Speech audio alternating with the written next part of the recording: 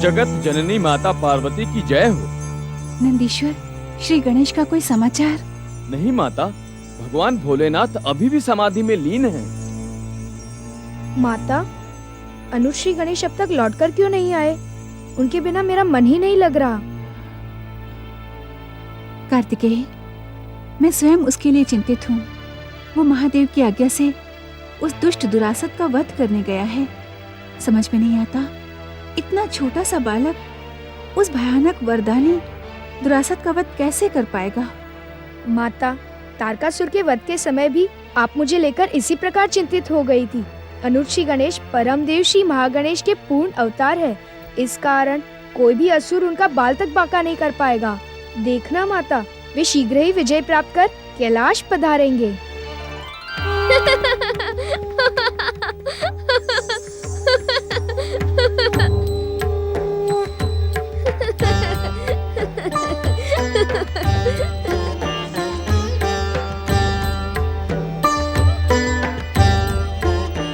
प्रणाम माताश्री, प्रणाम बड़े भैया, प्रणाम नंदी महाराज।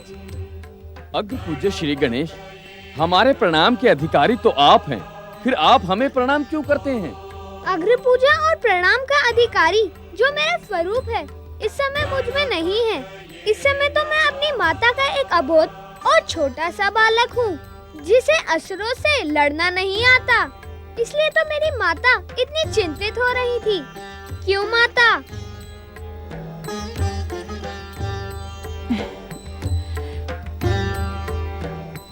चतुराई में तुमसे कोई पार नहीं पा सकता पुत्र गणेश। तुमने स्वयं अपनी माता को तर्क से निरुत्तर कर दिया। सब कुछ जानकर भी माता का हृदय सदा अपने पुत्र के लिए चिंतित रहता है। मुझ महाकाय गजानन की भूख के लिए चिंतित हुआ करे माता। आपके बनाए हुए स्वादिष्ट मोदकों के कारण ही मेरी भूख कभी भी तृप्त नहीं होती। तुम्हारी भूख की चिंता तुम्हारे आने से पहले ही कर ली थी मैंने। जाओ, तुम दोनों भाई मोदकों का भोग लगाओ।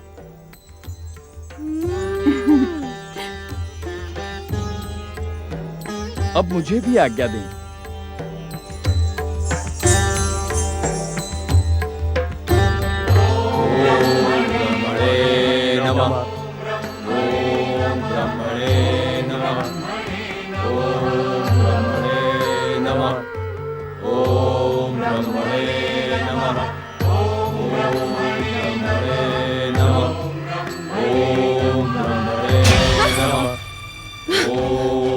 दैत्य माता दिति ने तारक पुत्रों की सौगंध के साथ आत्महत्या का भय दिखाकर हमें बांध दिया है। मैं अपने पुत्रों के समीप नहीं जा सकती। सत्य तो ये है पुत्रवधू, मेरे पुत्र तारक के साथ इनकी दैत्य सिद्धियां भी इनसे दूर हो गई थी, तब ये ठीक हो गई थी। परंतु अब तपस्या की सफलता की आशा में ये पुनः अपने आप को महान समझने लगी है। इनका ये अभिमान टूटना ही चाहिए। कैसे टूटेगा इनका अभिमान? इनका स्वभाव तो बदलता ही नहीं है। बदलेगा क्यों नहीं? जिस प्रकार इनकी सौत अदिति ने इनको अपमानित और प्रताड़ित करके कश्यप आश्रम से बाहर निकाल दिया था, ठीक उसी प्रकार हमको इनके साथ कठोर व्यवहार करना होगा। आप सत्य कह रही हैं माताश्री, हमें इनके साथ ऐसा ही करना होगा। मैं इन्हें तपस्या ना करने के लिए विवश करती हूँ।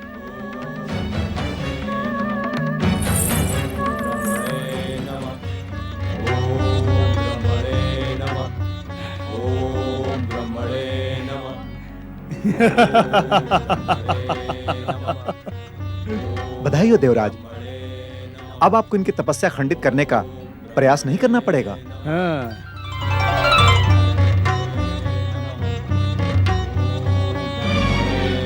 परमपिता, परमपिता, ब्रह्मदेव, परमपिता, ब्रह्मदेव।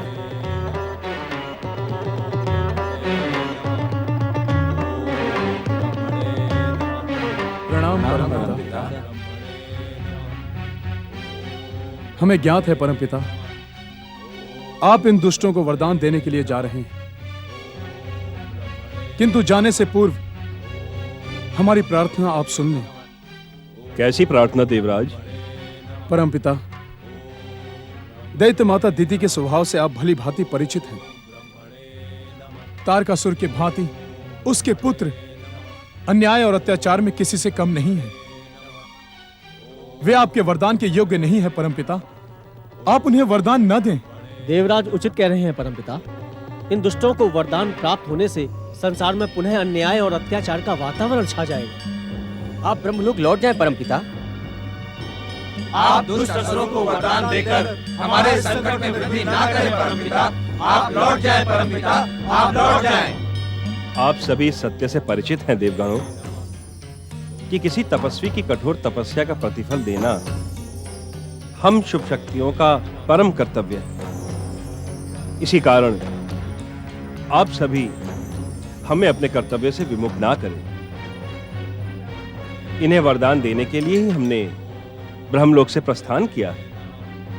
किंतु ब्रह्मदेव, ब्रह्मदेव, ब्रह्मदेव,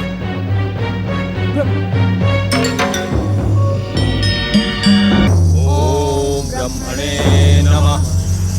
ओम ब्रह्मणे नमः। ओम ब्रह्मणे नमः। ओम ब्रह्मणे नमः। ओम ब्रह्मणे नमः। बंद करो अपनी तपस्या दैत्य माता। तुम्हारे ही कारण ब्रह्मदेव मेरे पुत्रों की तपस्या से प्रसन्न नहीं हो रहे हैं। ठहर जाओ शांबुकी।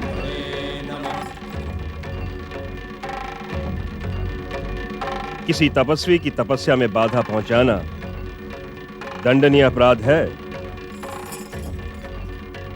प्रणाम ब्रह्मदेव। तारक पुत्रों, तारकाक्ष, कमलाक्ष और विद्युन्माली, मैं तुम तीनों की कठोर तपस्या से प्रसन्न हुआ। अपना इच्छित वरदान मांगो। ब्रह्मदेव, क्या मैंने आपकी तपस्या नहीं की जो आपने मेरा नाम पुकारा तक नहीं? दीति, तुम हमारी पौत्री हो। दक्ष पुत्री होने के कारण तुम हमारी स्नेह की पात्र हो, परंतु तपस्या के समय अनावश्यक क्रोध ने तुम्हारी तपस्या के प्रभाव को सीमित कर दिया है। मैं आपसे इच्छित वरदान प्राप्त करके ही रहूंगी। जब तक आप मुझे वरदान नहीं देंगे, तब तक मैं इन तारक पुत्रों को भी वरदान देने नहीं दूंगी। मैं तुम्हें वरदान अवश्य दूंगा दीदी, परंतु तुम्हारी इच्छा से नहीं, अपनी इच्छा से। तुम्हें वो सभी दैत्य शक्तियां पुनः प्राप्त होंगी जो तारकासुर की मृत्यु से पूर्व तुम्हें प्राप्त थीं। तुम इच्छा अनुसार संसार में कहीं भी प्रकट अथवा अदृश्य हो सकती हो, परंतु क्या ब्रह्मदेव? तुम अपनी अतुल्य दैत्य शक्ति से किसी की भी प्राण हानि नहीं कर सकोगे। प्राण हानि की आवश्यकता भी नहीं है। सभी मेरी दैत्य शक्तियों से भयभीत रहें, इतना ही पर्याप्त है।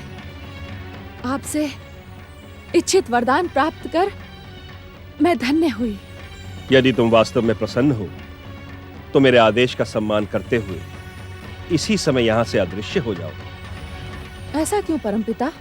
तुम्हारे यहां उपस्थित रहने से तारक पुत्रों को मिलने वाले वरदान में बाधा पड़ेगी। आप मेरा अपमान कर रहे हैं परमपिता। तुम इसे अपना अपमान समझो अथवा मेरा आदेश, किंतु तुम यहां से शीघ्र ही अदृश्य हो जाओ, अन्यथा मेरा वरदान तुम पर प्रभावी नहीं होगा।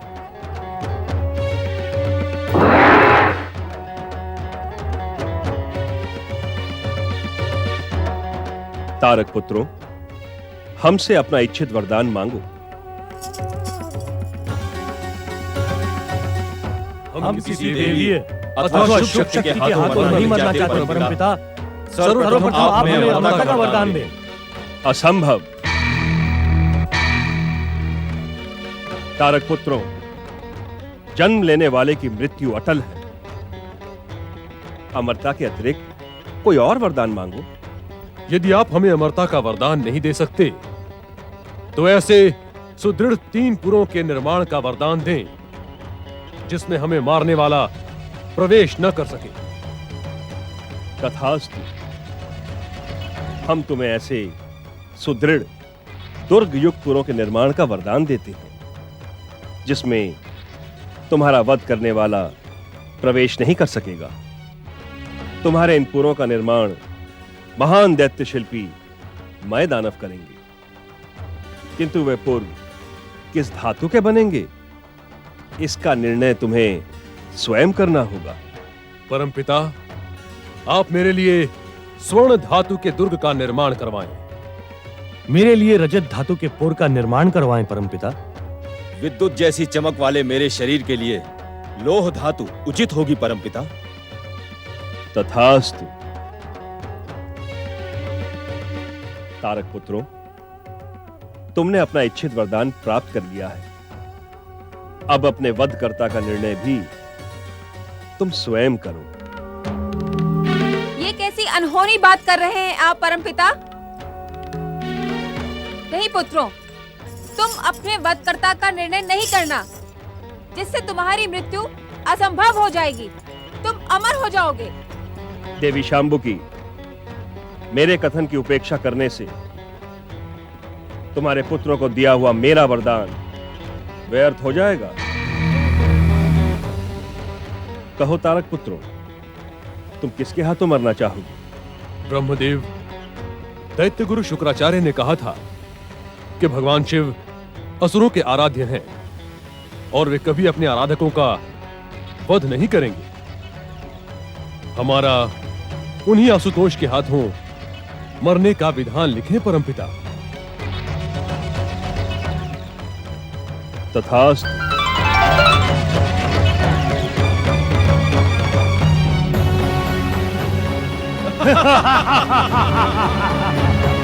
देवी अदिति, तुम्हारी बड़ी बहन के न रहने से आश्रम का वातावरण कितना शांत और पावन हो गया है ना?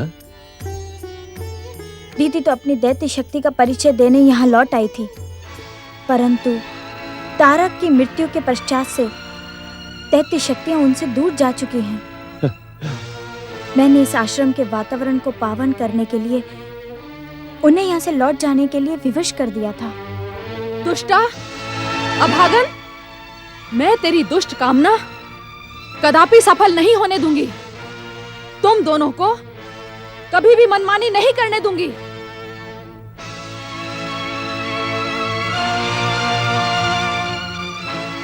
कलमुही, बहन की शत्रु अदिति, मेरी अनुपस्थिति का तूने भरपूर लाभ उठाया है।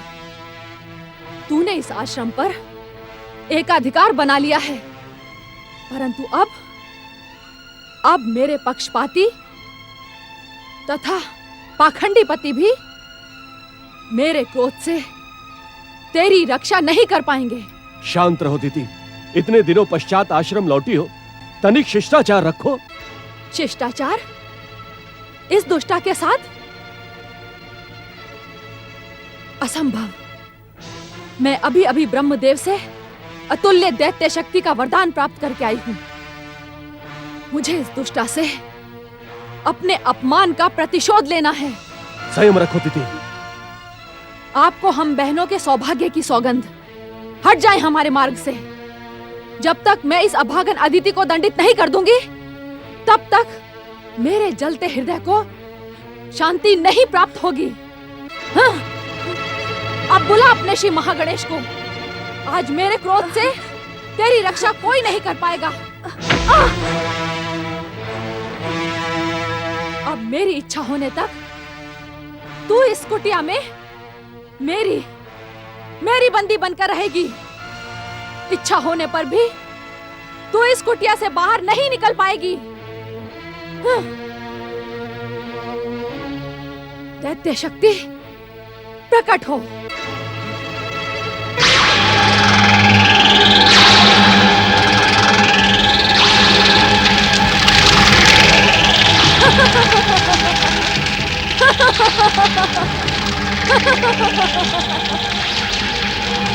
दीदी, ये तुम उचित नहीं कर रही हो दीदी।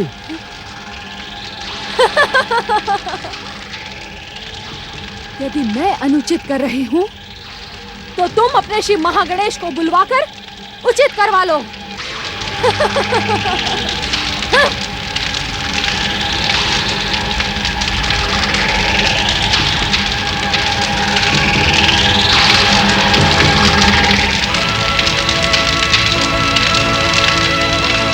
हे परमदेव श्री महागणेश रक्षा करें।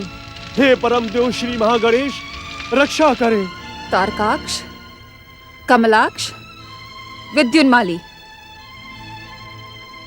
पुत्रों,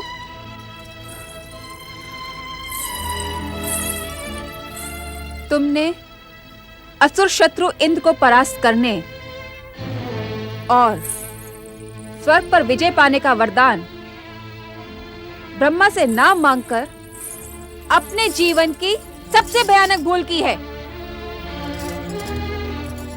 तुम अपने महान पिता के हत्यारे कार्तिकेय से प्रतिशोध लेना कैसे भूल गए? कैसे?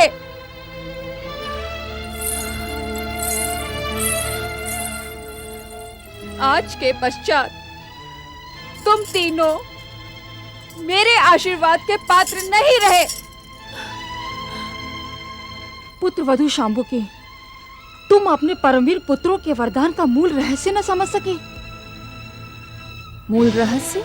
हाँ पुत्र वधु शांबुके, तुम्हारे पुत्रों ने ब्रह्मा जी से जो वरदान मांगा है उसके अनुसार इनके पूर्व में इनका वध करने के लिए कोई प्रवेश नहीं कर सकेगा और ये अपने पिता की मृत्यु का प्रतिशोध लेकर अपने पूर्व में प्रवेश कर सकेंगे, जहाँ इन्हें ब्रह्मा जी के वरदान के कारण सदा अमरता प्राप्त रहेगी। हम आपको विश्वास दिलाते हैं माता श्री, असुर जाति के उत्कर्ष का सदा ध्यान रखेंगे, असुर शत्रुओं को कभी क्षमा नहीं करेंगे। सदा सुखी रहो मेरे पुत्रों। संसार में तुम्हारी कीर्ति और विजय का ध्वज सदा लहराता रहे। मेरा आशीर्वाद सदा तुम्हारे साथ है।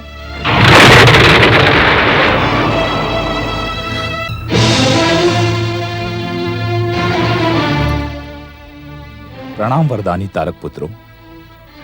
मैं दैत्य शिल्पी मैं दानव हूं। ब्रह्मदेव की आज्ञा से और आपकी इच्छा अनुसार त्रिपुरों का निर्माण करने के लिए यहां प्रकट हुआ हूं। मेरी बात ध्यान से सुनो तारक पुत्रों। ब्रह्मदेव की आज्ञा के अनुसार मैं आप तीनों महान असुरों के उपभोग एवं आवास के लिए स्वर्णपुरी, रजतपुरी तथा लोहपुरी का निर्माण कमशय स्वर्ग, अंतरिक्ष तथा पृथ्वी के समीप करूंगा। आपके दर्शन पाकर हम धन्य हुए। देवी शांबुकी, देवी वरांगी, आपके संतोष के लिए मैं इतना बताना आवश्यक समझता हूं कि मेरे द्वारा निर्मित त्रिपुरों से विश्व का कोई भी महल समानता नहीं कर पाएगा। आप मुझे आज्ञा दें, ये शुभ कार्य मैं कब आरंभ करूं? तो शुभ कार्य में विलंब कैसा दैत्य शिल्पी? आप अपने शिल्प का अद्वितीय चमत्कार शीघ्र कर दिखाएं। हम सब उन अद्भुत पुरों में निवास करने के लिए व्यग्र हैं। जो आज्ञा। भैया कार्तिकेय, तुम तो शिव पुत्र हो, पिताश्री के गोद में बैठने में संकोच कैसा? नहीं नहीं पुत्र, अपने पिता के ध्यान में बाधा डालना उचित नहीं होगा। आओ तुम भी गणेश के साथ मेरी गोद में बैठ जाओ। रहने दो माता, मैं खड़ा ही ठीक हूँ। क्यों गणेश, भैया के साथ खेलते खेलते थक गए क्या? नहीं माता, शक्ति स्वरूपा माता पार्वती का पुत्र कभी थक सकता है क्या? यदि नहीं थके तो लुका छुपी का खेल छोड़कर माता की गोद में विश्राम क्यों कर रहे हो? मैं विश्राम नहीं कर रहा बड़े भैया, मैं तो तुम्हें फिर से छकाने के लिए शक्ति स्वरूपा माता पार्वती से शक्ति प्राप्त कर रहा हूँ।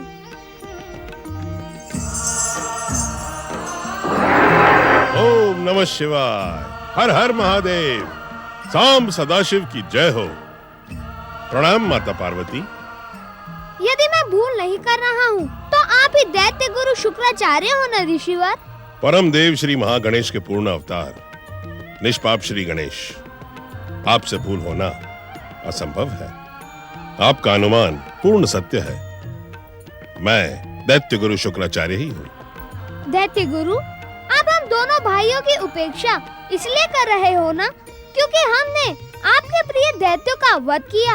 तारकासुर भैया कार्तिकेय के हाथों मारा गया और दुरासद मेरे द्वारा। गणेश का कथन उचित है दैत्य गुरु। मेरे दोनों ही पुत्र प्रणाम और प्रथम पूजा के अधिकारी हैं। आपने मेरे पुत्रों की उपेक्षा करके अपनी किस मानसिकता का परिचय दिया है?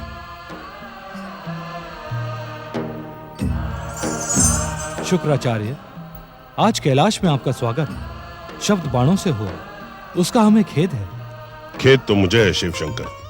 प्रथम पूजा के अधिकारी श्री गणेश और कुमार कार्तिकेय को देखकर न जाने क्यों मैंने प्रणाम नहीं किया। ऐसा प्रतीत होता है भोलेनाथ कि इच्छा होने पर भी मेरा मन आपकी दिव्य भक्ति में समर्पित नहीं हो पा रहा है। मुझे क्षमा कर दें श्री गणेश, क्षमा करे कुमार कार्तिकेय। मन छोटा न करें दैत्य गुरु, हर एक से हास्य विनोद करना गणेश का स्वभाव है। किसी की भूल देखकर श्री गणेश अनदेखा नहीं करते। परम दयालु स्वभाव है श्री गणेश का। हम भक्तों की भूलों का स्मरण करवा के वे पापों से हमारी रक्षा करते हैं। आपकी जय हो श्री गणेश। अब कहें शुक्राचार्य, कैलाश पधारने का क्या कारण है? हे अंतर्यामी, आपसे किसके मन की बात छुपी रह सकती है? ब्रह्मदेव ने जो तारक पुत्रों को वरदान दिया है उसके अनुसार केवल आप ही तारक के पुत्रों का वध कर सकते हैं। मैं आपके समीप उनके लिए कृपा की प्रार्थना लेकर आया हूं। परम ज्ञानी शुक्राचार्य, जब तक तारक के पुत्र श्रद्धा और भक्ति को समर्पित होकर दुष्कर्मों से दूर रहेंगे, तब तक हम उनका वध कदापि नहीं करेंगे। अर्थात दुष्कर्मों का अंत करने से पिताश्री कदापि मुंह नहीं मोड़ेंगे। मैं समझ गया श्री गणेश। आशुतोष शिव शंकर, मैं तारक पुत्रों को भक्ति और श्रद्धा की ओर ले जाने का भरसक प्रयास करूंगा। ओम नमः शिवाय। साम सदाशिव की जय हो। श्री गणेश कुमार कार्तिकेय की जय हो।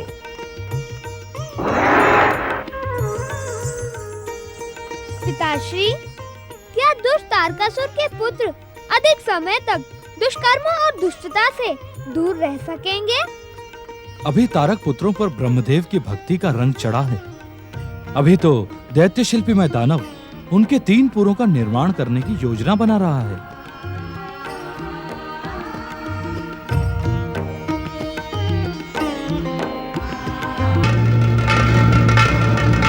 दैत्य शिल्पी मैं दानव पर कृपा करें दैत्य गुरु। प्रकट हो दैत्य गुरु, दर्शन दे दैत्य गुरु, दर्शन दे दैत्य गुरु, प्रकट हो दैत्य गुरु। ओम नमः शिवाय। प्रणाम दैत्य गुरु। ब्रह्मदेव के वरदान के अनुसार मैं तारक पुत्रों के 3 पुरों का निर्माण प्रारंभ कर रहा हूं दैत्य गुरु।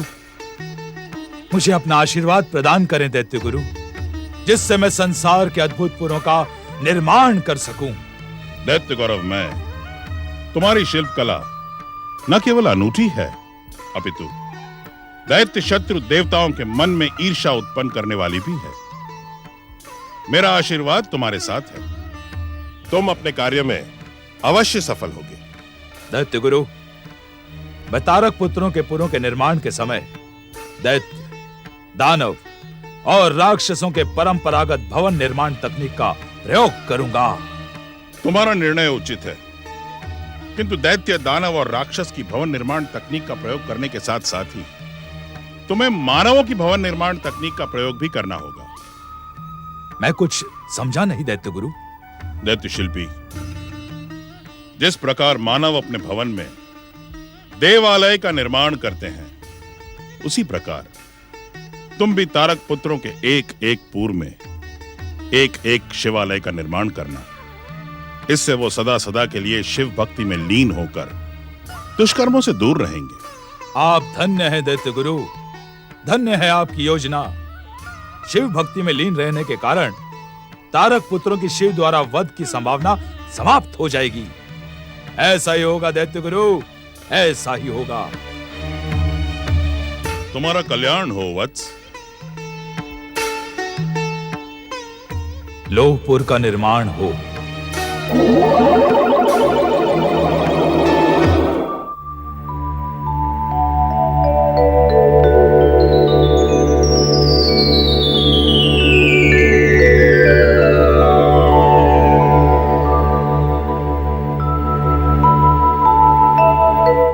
रजतपुर का निर्माण हो।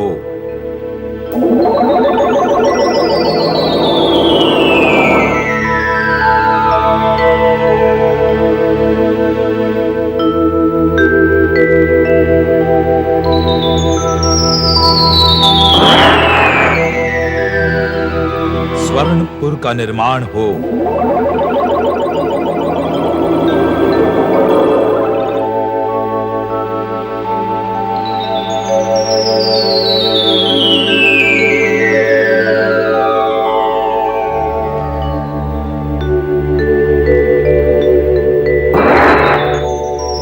नारायण नारायण। देवराज, इस समय तो आपको प्रसन्न होना चाहिए। दुष्ट देव शत्रु, दैत्यों की समृद्धि और उत्कर्ष, क्या ये हमारे प्रसन्नता का कारण हो सकते हैं देवर्षि? नारायण नारायण। देवराज इंद्र, दैत्यों की समृद्धि एवं उनका उत्कर्ष भले ही आपकी प्रसन्नता का कारण हो, किंतु इस बार ब्रह्मदेव के वरदान से आपके स्वर्ग पर कोई संकट उत्पन्न नहीं हुआ है। स्वर्ग पर कोई संकट उत्पन्न हो ना हो, किंतु नारायण नारायण, किंतु देवराज के हृदय में ईर्ष्या का संकट उत्पन्न हो गया है। देवराज इंद्र, आप सावधान रहें, क्योंकि जगत पालक श्री हरि विष्णु ने स्वयं कहा था कि आप अपने हृदय में ईर्ष्या ना रखें, क्योंकि ईर्ष्या रखने से आपको तनिक भी लाभ नहीं होगा, अपितु आप अपने आप को परमदेव श्री महागणेश की शरण में समर्पित कर दें। नारायण नारायण।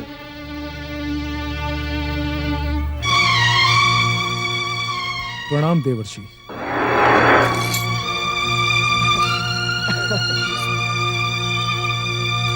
नारायण नारायण।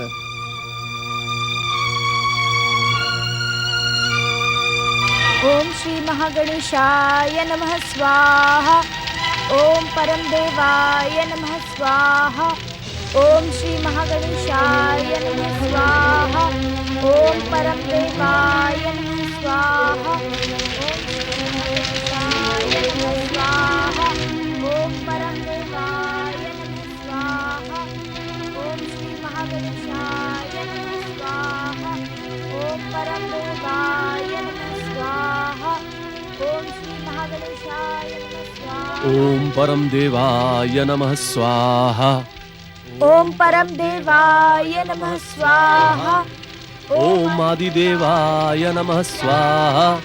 ओम आदिदेवाय नमः स्वाहा। ओम परम देवाय नमः स्वाहा। ओम विश्ववरदाय नमः स्वाहा। ओम आदिदेवाय नमः स्वाहा। ओम परम देवाय नमः स्वाहा। ओम विश्ववरदाय नमः स्वाहा। ओम विश्ववरदाय नमः स्वाहा। ओम आदिदेवाय नमः स्वाहा। श्री महागणेश को पुकारने से अब कोई लाभ नहीं होगा। यदि श्री महागणेश में इतनी शक्ति होती तो क्या वे अपनी भक्तिन अदिति को छुड़वा नहीं लेते? ओम विश्ववरदाय नमः स्वाहा। ओम परम देवाय नमः स्वाहा। ओम परम देवाय नमः स्वाहा। बंद करें ये भक्ति का नाटक और मुझे अपनी प्रमुख पत्नी का सम्मान प्रदान करें।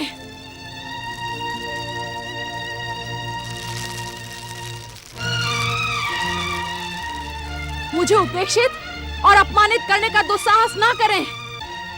मैं आपको ये भक्ति का पाखंड करने नहीं दूंगी।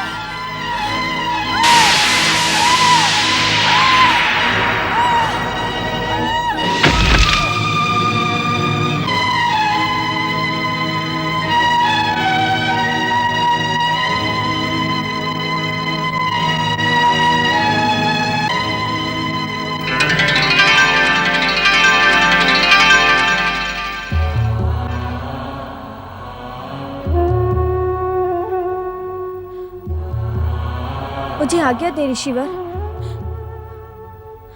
मुझे क्षमा करे ऋषिवर। अब मैं इस आश्रम में एक पल भी नहीं रहूंगी। ऐसा कठोर निर्णय न लें देवी अदिति। मुझे क्षमा करे ऋषिवर। मैं दीदी के अत्याचारों को धैर्य के साथ शांत रहकर सहती रही, किंतु अब नहीं सह सकती। मेरा धैर्य भी समाप्त हो गया है। अपनी बहन दीदी के स्वभाव से इतना अधिक विचलित न हो देवी अदिति। समय के साथ सब कुछ ठीक हो जाएगा, विश्वास रखें। कुछ ठीक नहीं होगा ऋषिवर। दीदी का स्वभाव न बदला है, न बदलेगा। कहीं मेरे स्वभाव पर दीदी के स्वभाव की काली छाया न पड़ जाए। इसी कारण मैं सभी सामाजिक परंपराओं को तोड़कर अपनी भक्ति की रक्षा करने जा रही हूँ। मुझे आज्ञा दे ऋषिवर। देवी अदिति,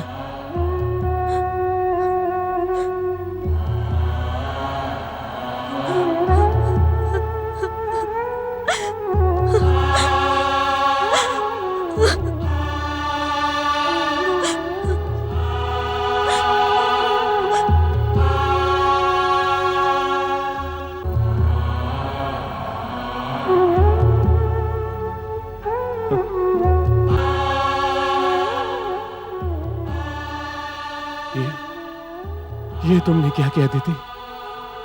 मैंने तुम्हें बार बार क्रोध, कलह, संघर्ष पर संयम रखने के लिए कहा था, किंतु तुमने मेरी एक न सुनी। यदि अब मैं तुम्हें इस दशा में छोड़कर जाऊंगा तो अपने पति धर्म से विमुख हो जाऊंगा अदिति।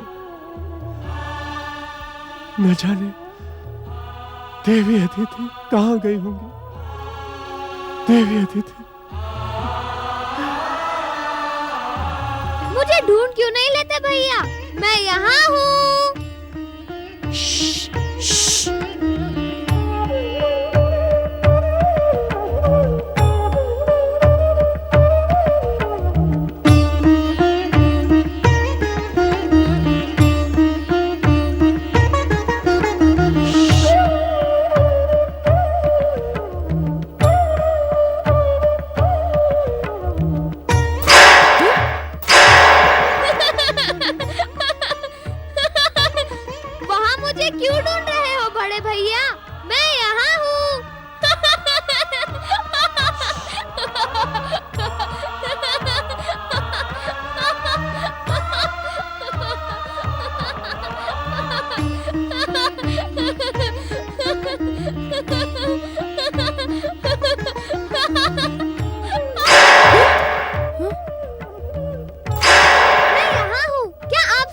देख नहीं पा रहे?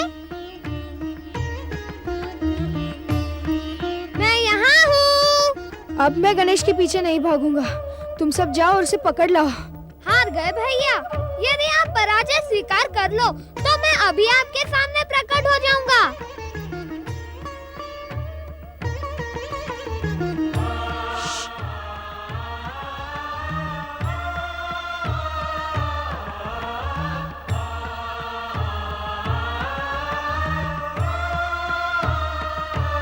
अनुज गणेश बड़ा बातूनी है।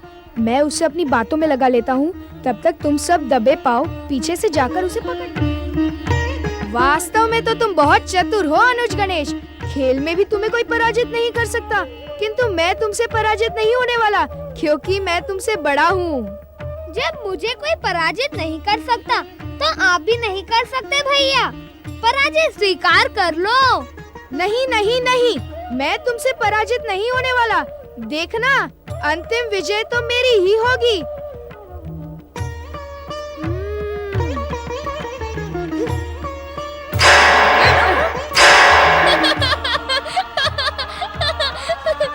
आप खेल में भी खेल खेल रहे हैं भैया, किंतु मुझे पकड़ना सरल नहीं है।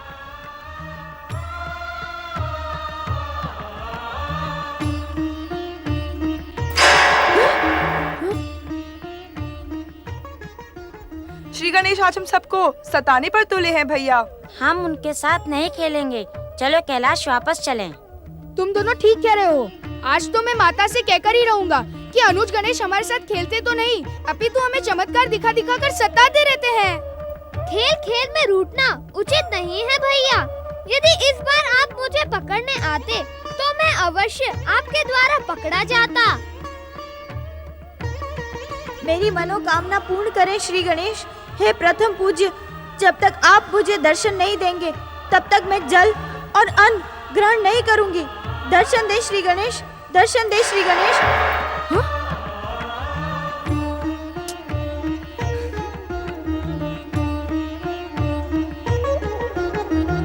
ओम गणेशाय नमः, ओम गणेशाय नमः, ओम गणेशाय नमः, ओम गणेशाय नमः, ओम गणेशाय नमः, ओम गणेशाय नमः, ओम गणेशाय नमः। मेरी कामना पूर्ण करे श्री गणेश। जब तक आप मुझे दर्शन नहीं देंगे तब तक मैं जल और अन्न ग्रहण नहीं करूंगी। दर्शन दे श्री गणेश, दर्शन दे, दर्शन दे श्री गणेश, दर्शन दे। मेरी कामना पूर्ण करे श्री गणेश। जब तक आप मुझे दर्शन नहीं देंगे तब तक मैं जल और अन्न ग्रहण नहीं करूंगी।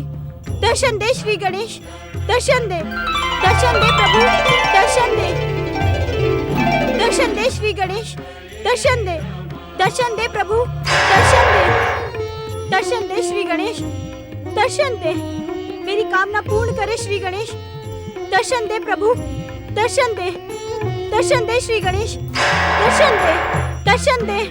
भगवान सूर्य और देवराज इंद्र की माता देवी अदिति, आप मुझ बालक श्री गणेश के लिए भी माता के समान हैं।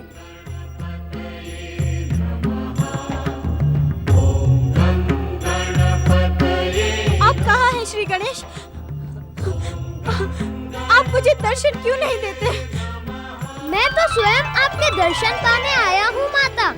आपके इस भक्तिमय रूप के दर्शन पाकर मेरे हृदय में भक्ति और श्रद्धा का पवित्र सागर उमड़ रहा है। आप धन्य हैं माता अदिति, आप धन्य हैं। अदृश्य रहकर मुझसे विनोद ना करें श्री गणेश। आप प्रत्यक्ष दर्शन दे। मैं जानती थी कि मेरी पुकार पर आप अवश्य आएंगे। दर्शन दे श्री गणेश, दर्शन दे। आप पहले मुझे पुकारने का कारण बताएं माता। आप मेरे आराध्य परम देव श्री महागणेश के पूर्ण अवतार हैं। परम देव श्री महागणेश मुझ पर सदा कृपालु रहे हैं। मैं जानती हूँ कि आप मेरे मन की बात भली भांति जानते हैं। अब शीघ्र मेरे सामने प्रकट हो ताकि मैं अपने मन की भावना आपसे कह सकूं। आपने अभी अभी तो कहा था माता कि मैं आपके मन की बात जानता हूँ। फिर आप मुझे प्रकट होने के लिए क्यों कह रही हैं? केवल इतना पूछ लें कि मैं आपकी मनोकामना पूर्ण करने में समर्थ हूँ अथवा नहीं। हे पूर्ण के पूर्ण अवतार, हे सर्वशक्तिमान, आपके लिए कुछ भी असंभव नहीं है। आप सर्वसमर्थ हैं। मेरे धैर्य की और अधिक परीक्षा ना ले। शीघ्र मुझे अपने परम पावन दर्शन दे। दर्शन दे श्री गणेश। माता अदिति, माता, मैं आपके पुत्र के रूप में जन्म लूं, यही आपकी मनोकामना है ना? हाँ हाँ श्री गणेश। जब से मैंने आपके परम शुभ, परम पावन, परम मंगलकारी बाल रूप के दर्शन किए हैं, तब से आपको पुत्र रूप में पाने की पावन कामना मेरे हृदय में उठ रही है। क्षमा करें माता, मुझे पुत्र रूप में पाकर आप क्या पाना चाहती है? सूर्य देव और इंद्र देव जैसे महान पुत्र पाकर भी क्या आप संतुष्ट नहीं हैं? महान पुत्रों को पाकर कौन माँ होगी जो संतुष्ट नहीं होगी? किंतु श्री गणेश, वे पुत्र होकर भी मुझसे सदा दूर रहते हैं। उनके अपने कर्तव्य हैं और उत्तरदायित्व हैं। मैं उसमें बाधा नहीं डालना चाहती। मैं तो एक ऐसा महान पुत्र चाहती हूँ जो निरंतर मेरे पास रहे, मुझे सुरक्षा, संतोष और आनंद प्रदान करे, मेरे मातृत्व को धन्य करे। आप तो जानती हैं माता अदिति, मैं माता पार्वती का पुत्र हूँ। यदि उन्हें छोड़कर आपके पास चला आऊंगा तो क्या उन्हें दुख नहीं होगा? हे सर्वशक्तिमान, आप अपनी इच्छा मात्र से दोनों माताओं के साथ रह सकते हैं। आपकी लीला न्यारी है। मैं पहले ही कह चुकी हूँ, आपके लिए कुछ भी असंभव नहीं है। मुझे सोचने का अवसर दे माता। परम देव श्री महागणेश की इच्छा हुई तो आपकी मनोकामना अवश्य पूर्ण होगी।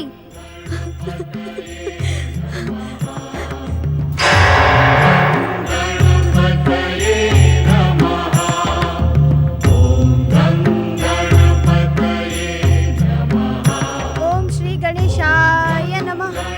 ओम श्री गणेशाय नमः। कुमार कार्तिकेय और श्री गणेश की बाल लीलाओं से कैलाश का वातावरण कितना मनोरम हो गया है स्वामी। देवी पार्वती, गृहस्थ के विषय में मैं जो कुछ भी जानता था उसे आज सत्य होते देख रहा हूँ। अब क्या जानते थे स्वामी? यही कि माता बन जाने के पश्चात पत्नी का पति से प्रेम सीमित हो जाता है। ऐसा न कहें स्वामी, आपसे प्रेम करना मेरे तो क्या किसी के भी सौभाग्य में वृद्धि कर सकता है, और कोई जानबूझकर अपने सौभाग्य की उपेक्षा नहीं करता। माताश्री, क्या हुआ पुत्र कार्तिकेय? माताश्री, अब हम अनुज गणेश के साथ कदापि नहीं खेलेंगे। वो हमें बहुत सताता है, कभी हमारे हाथ ही नहीं आता। हाँ हाँ माताश्री, हमारे हाथ ही नहीं आता। देवी पार्वती, क्या आपने पुत्र गणेश को यही शिक्षा दी है कि अपने साथियों को सताए? कुमार, तुमने अत्यंत शक्तिशाली, मायावी, भयानक असुर तारकासुर का वध किया था। क्या तुम अपने छोटे भाई गणेश को अपनी चमत्कारी सिद्धि से वश में नहीं कर सकते? यदि वो खेल में चमत्कार दिखाता है तो तुम भी उसे चमत्कार दिखाकर पराजित करो। नहीं नहीं स्वामी, बच्चों को ऐसी अनुचित शिक्षा ना दें। खेल में चमत्कार दिखाना उचित नहीं होगा। चमत्कारों से खेल खेल नहीं रह जाएगा। आप सत्य कह रही हैं माता। खेल खेल में चमत्कार दिखाना उचित नहीं है।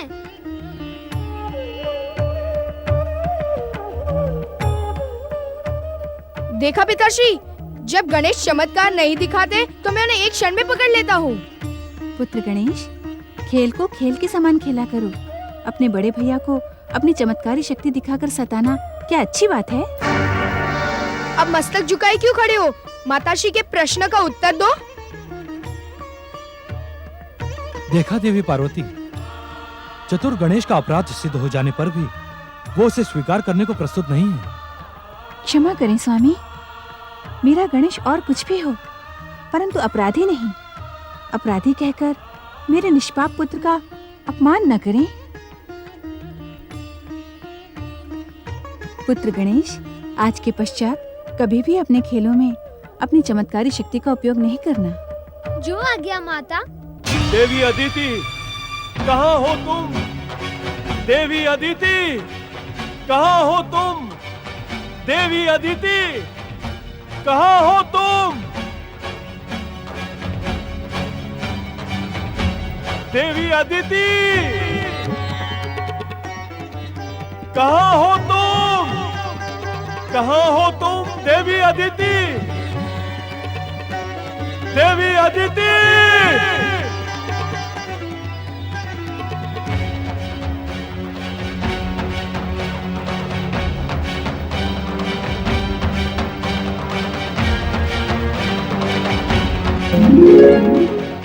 पुत्र सूर्य, अपने पिता की सहायता करो पुत्र। तुम्हारी माता को ढूंढते ढूंढते मैं निराश हो गया हूं पुत्र। मेरी सहायता करो पुत्र, मेरी सहायता करो। ओम पितृदेवाय नमः। पिताश्री, मेरी भी माता अदिति के क्रोधपूर्ण व्यवहार के कारण मेरी माता अदिति के हृदय को भयानक पीड़ा पहुंची है। हाँ पुत्र, उसी पीड़ा का उपचार करने के लिए तो मैं उन्हें ढूंढ रहा हूं। तुम्हारी रश्मियां संसार के कोने कोने तक पहुंचती है पुत्र। तुम मुझे बताओ पुत्र, इस समय तुम्हारी माता कहाँ है पुत्र? पिताश्री, इस समय माताश्री कैलाश की उत्तर दिशा में स्थित सघन वन में परम देव श्री महागणेश की आराधना कर रही हैं।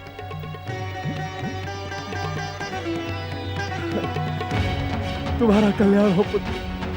अनंत काल तक तुम्हारा तेज संसार में जगमगाता रहे पुत्र।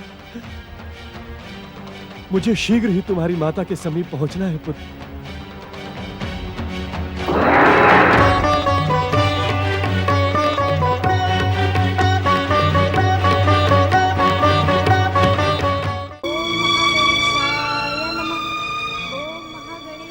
देवी अदिति, तुम यहां? मैंने तुम्हें कहां कहां नहीं ढूंढा। यदि हमारा पुत्र सूर्य मेरी सहायता न करता तो अब भी मैं यहां नहीं पहुंच पाता। चलो देवी, अपने आश्रम लौट चलो। नहीं स्वामी,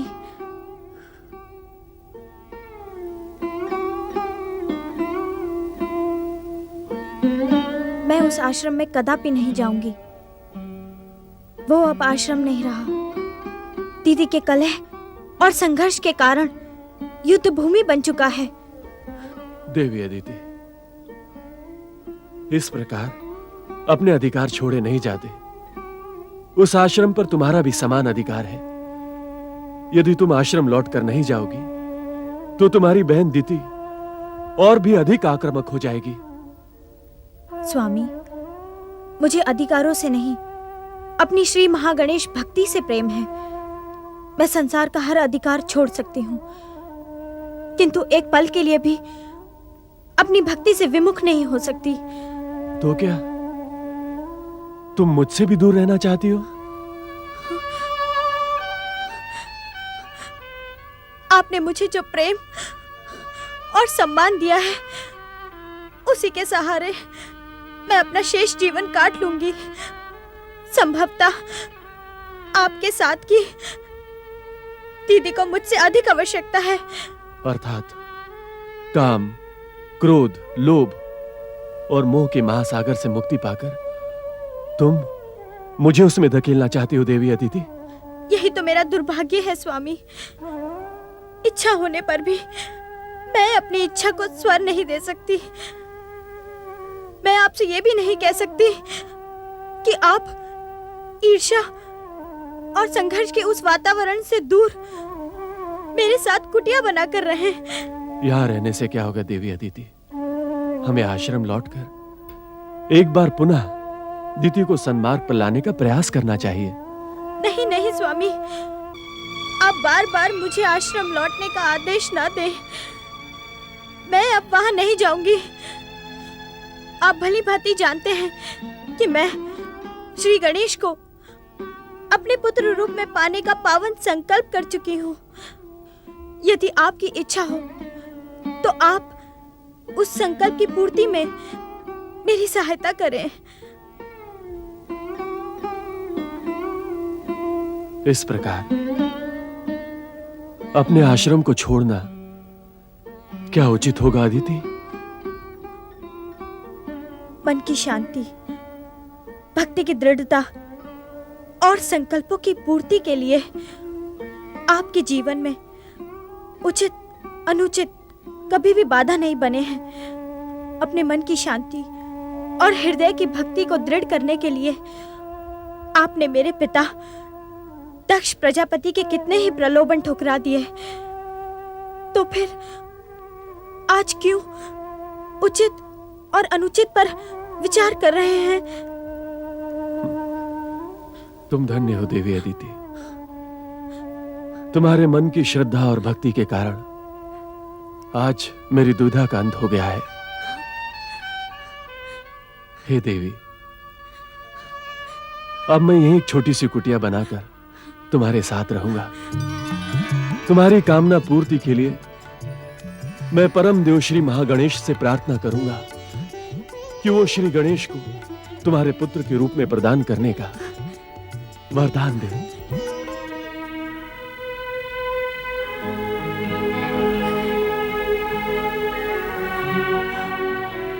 माता, तुम्हारे बहुमूल्य अश्रु मुझ पर व्यर्थ बहाने के लिए नहीं है। मैं सदा तुम्हारा हूँ, तुम्हारा ही रहूंगा। ये कैसी बात हुई? तुम्हारा हूँ, तुम्हारा ही रहूंगा? क्या पुत्र को अपनी माता से संबंधों को कहना पड़ता है? उन क्षणों का स्मरण करें माता, जब आपने श्री माँ गणेश से मुझे पुत्र के रूप में पाने की कामना की थी। एक ओर आप के रूप में पाने के लिए ललायत थी, दूसरी ओर मैं आपकी गोद में खेलने के लिए व्यग्र था। उन क्षणों का स्मरण कराकर तुम मुझसे क्या कहना चाहते हो पुत्र गणेश? यही कि परम देव श्री महागणेश की इच्छा से जो हुआ और जो कुछ होने जा रहा है उस पर शोक न करना। माता अदिति मुझे पुत्र के रूप में पाने का संकल्प कर चुकी है। मुझे कुछ समय तक उनके साथ रहने की अनुमति दे माता। नहीं गणेश, मैं एक पल के लिए भी तुम्हें अपने से दूर नहीं कर सकती। यदि तुमने देवी अदिति पर अपनी कृपा दिखाने का प्रयास किया तो मैं अपनी शक्तियों का प्रयोग करूंगी और मेरी शक्तियों के सामने तुम्हारे सारे चमत्कार विवश होकर रह जाएंगे। माता, यदि पुत्र कोई उद्दंडता अथवा उत्पात करे तो माता को उसे अवश्य दंडित करना चाहिए, परंतु मैं तो विनती कर रहा हूँ, प्रार्थना कर रहा हूँ। मैं तुम्हारी चतुराई को भली भांति जानती हूँ पुत्र गणेश। तुम अपनी बात मनवाने के लिए साम दाम दंड भेद सबका प्रयोग कर सकते हो, किंतु मैं तुम्हें अदिति पुत्र के रूप में अवतार धारण करने की आज्ञा नहीं दूंगी। माता, मैं माता अदिति को परम देव श्री महागणेश की इच्छा का वचन दे चुका हूँ। परम देव ने मुझे स्वीकृति प्रदान कर दी है। मेरा वचन मिथ्या हो जाए क्या यह उचित है? माँ की आज्ञा के सामने पुत्र के वचन का क्या मूल्य? पुत्र के वचन का मूल्य भले ही ना हो, किंतु गौरी पुत्र श्री गणेश के वचन का मूल्य अवश्य है। आप जो भी कहेंगी मैं वही करूँगा, किंतु अपनी माता गौरी के पुत्र गणेश का वचन मिथ्या होते तो शांत रहकर मैं भी नहीं देख सकता। यदि तुम सत्य ही देवी अदिति को उनकी मात्र कामना पूर्ण करने का वचन दे चुके हो तो तुम्हारा वचन मिथ्या नहीं होना चाहिए, परंतु अदिति की कामना पूर्ण करने से पूर्व तुम्हें मुझे भी एक वचन देना होगा। कैसा वचन माता? यही कि तुम प्रतिदिन मुझसे मिलने कैलाश आओगे। एक ही लीला में दो वचन? माता, तुम्हारा वचन पूर्ण करने के लिए गौरी पुत्र श्री गणेश को एक साथ दो अवतार धारण करने पड़ेंगे।